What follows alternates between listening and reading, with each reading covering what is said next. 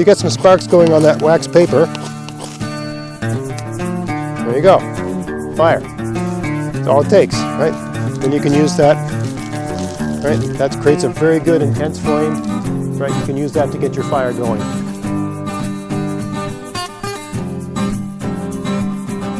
Hey, it's Greg here with Outdoors on the Cheap, and I thought today I'm just doing a video on fire making and doing some videos along that theme lately, and it just dawned on me something I always do that I really don't tend to talk about, and that is the concept of having your knife fire ready. So if you're going into a situation where, let's say something went really wrong and you weren't able to get out of it before nightfall, without a fire, you're in, where I live anyway, you're unless you've got a huge sleeping bag and you have some way to stay warm, you're probably done for. You have to make a massive fire. So fire is probably the ability to make fire and the means to make fire is probably one of the most important survival implements, tools, kits to bring with you. And so, I mean, if you're going in the woods and you're going off the beaten path and you're, in a situation where there's a risk of being lost, you should always have, a lighter, you should always have a knife, and you should always have a compass. And I would say you should have a backup for every one of those, and I always do. But, that lighter can get lost. You could have lunch somewhere and set the thing down, right? I think most things lighters get lost. You light a fire and you set it down to start adding more fuel to the fire and, getting that fire going. You just set it down, or, you should trick it in your mouth or put it in your pocket. But sometimes you've barely got it going and you set it down and you forget about it. And of course, you can avoid forgetting about it by making it very visible, choosing a lighter that's a color that's visible, or if it's not a color that's visible, putting some sort of, electrical tape around it that's a visible color, just makes it much more likely for you not to leave it lying on the ground, right? So you can do stuff like that. But there's always the risk of you losing that lighter. Or you could get a hole in your pocket and it could disappear. Or you could just forget to bring it with you, right? So, it's useful to have some matches in your kit or whatever. But another idea, another good one in my opinion, is to have your knife fire ready. That is to say, you can have your knife so that it's a, cutting tool, a very good cutting tool, also a fire making tool.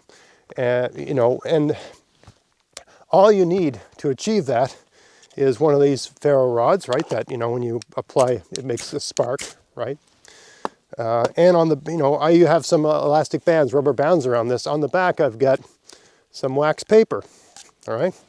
I always have some with me, most of the time. And if I'm, it's good to have it just attached to your knife. That way you can't forget it, right? You grab your knife, and when you grab your knife, you've got a knife, a ferro rod, and a material like this.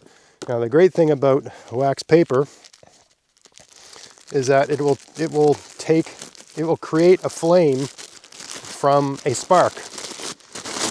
Now, the ferro rod spark is quite hot and quite fierce, right? But let's get this going here. So all you got to do is take the tip of the knife and just scuff up the wax paper a bit, right? You're just making edges and corners.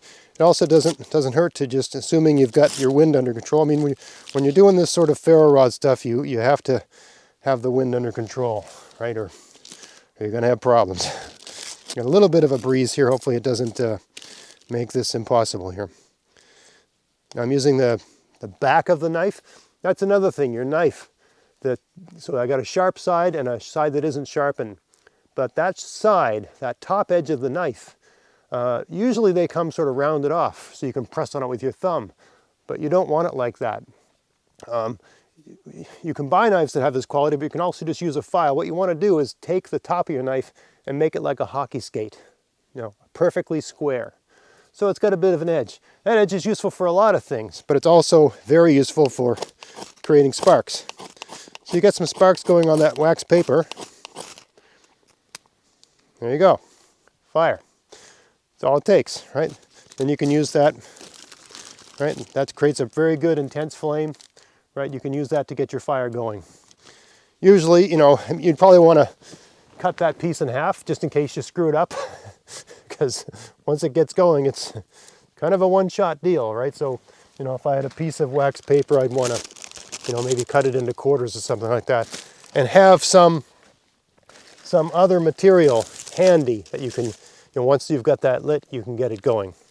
Now, of course, you can, you know, you can use something like, someone's going to mention, you can use birch bark for that too. Of course, birch bark, you know, your inclination is to use the inside edge, but you use the outside edge. It tends to be more of this fluffy, fine stuff, right?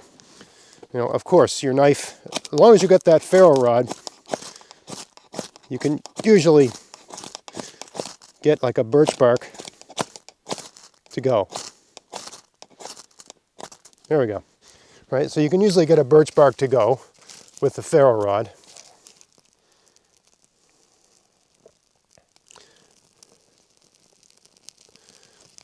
Right, and the more you practice that, you get better, you get at it. But, you know, the wax paper is just so easy, and if you were in a situation where you needed to fire quickly and you didn't want to be messing around, let's say it was pouring rain and that sort of thing, right? Still, the birch bark is your best bet, but what if you can't find a birch tree? I mean, that's the thing, where I'm sitting right here. There's no birch tree anywhere near here, right? There might be one a 10-minute walk that way. There might be one a 10-minute walk that way. There probably is one. You know, if I walk 10 minutes in each direction, north, east, south, west, I'd probably find a birch tree somewhere. But you know, that could take 40 minutes, 10 times 4, right? Do you have 40 minutes, right? You don't know what your situation is. So, put that out. So, yeah. A little wax paper attached to your knife solves the problem of not being able to find that amazing material, right? That magical material, the birch bark. You know, it's great to know all the different natural materials that you can find. But it's also great to know that if they're not around, you know, you can still get a fire lit. I mean, there's plenty of things, you know, once I've got a flame going, here, that's still going and it's sitting on the snow. Once you've got a flame going, you can use other things. Like, it would be very difficult to get this this rotten, you know, rotten tree material to burn without a decent flame to hold it to. Right? Once I got a flame, I can get this, you know, dead tree stuff to go, right? Because it's relatively fine. But this stuff is not going to accept a spark the way wax paper or birch bark would. There is a way to prepare, you know, sticks into really fine what's called feather sticks. You're just whittling a stick and making a feather out of it. And if you do a good enough job, you can get it so that that material will take a spark and make a flame. But that's even more technical of a skill to have, right? You got to practice doing that. You can't just watch a guy do it on YouTube and think you know what you're doing. I mean, you can watch me hold a match to a piece of birch bark, and basically you've got all the skill you need to light birch bark, right? You can watch me hold a match to a piece of wax paper, and you've basically learned everything you know about lighting wax paper. And maybe even possible, you can see me, you know, scuff up a piece of wax paper and use one of these. These are a bit more difficult to use than you might think. They take practice. You know, my kids are 10 and 12, and I get an incredible amount of stress watching them, you know, pull a knife against something like this. You know, if you're teaching a child, it's probably better to use one of these little striking things. Once you get good at it, you don't mind using a knife, but all I'm trying to say is that it takes a bit of practice and skill and familiarity to know how to control the knife, use the rod, you know, without knocking things over, without upsetting things, controlling the wind, controlling all that other stuff, controlling your body, controlling your movements, not too much power, not too little power, all that sort of stuff, right? There's a lot of fine motor movements that are required to make a spark with a ferro rod, aim it at something and get that thing to go. The more practice you have, the better you are going to be at getting it to go. It's handy to have something that forgives a lot of sins, right? Where you can be, you know, pretty inexperienced and still get it to go, right? The birch bark's a great one, but what if you can't find it? And of course, yeah, there's other things that you can take. Old man's beard, sometimes that'll take a spark if it's damp, sometimes it won't. There's, you can get blisters, you can puncture the blisters off certain kinds of spruce trees and fir trees and use that resin to make the old man's beard accept a spark. You can do that too, but you got to know how to identify that, and those things have to be handy and nearby. And you got to, again, it's a bit more of a skill thing. You need some practice doing stuff like that.